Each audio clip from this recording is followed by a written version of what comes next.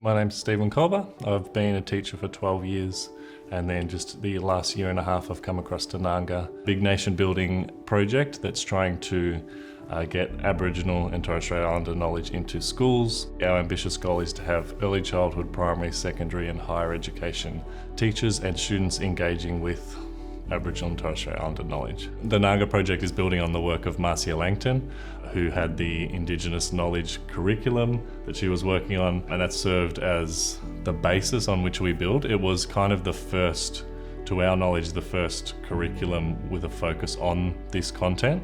Marcia then tapped Professor Melitta Hogarth on the shoulder. So she's the head of the project, and the community of practice itself is Melitta Hogarth, me and Abbey McDonald, who are all experienced academics in this space, and we're working together to make sure that this is a culturally safe process, but also something that's rigorous and also serves the kind of research needs that we have to make sure that the work that follows us can build on what we're doing here. It's quite often in my work that I find the Australian Centre being mentioned in a key event or a key role or a key moment in activism or those sort of things. But in terms of values, the Australian Centre and the work we're doing in the community of practice are very similar. In fact, the graduate program is again quite similar in format and style, in that we're engaging with knowledge as a group, doing a lot of that kind of positionality work as well. The goal for the community of practice is that these people who are students within the community of practice are the teachers of the next generation. So for Indigenous students within a classroom of a teacher, we want them to be seen and valued and to have their knowledge and their experience and their heritage and their background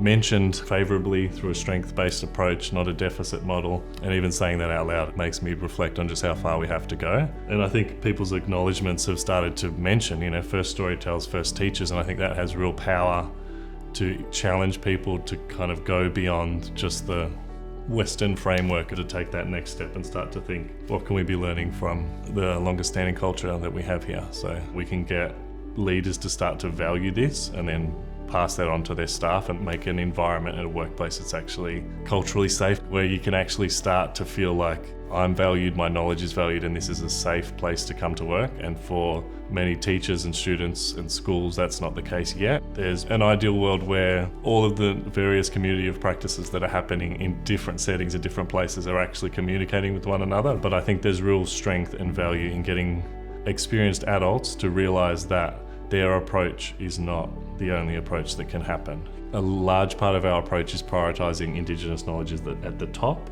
and working with elders to bring that knowledge to more of a general audience, getting them to slowly begin the journey towards understanding those concepts and using them meaningfully in their work. And whether they do that with those words or not is kind of, I think, part of the interesting work of the community of practice.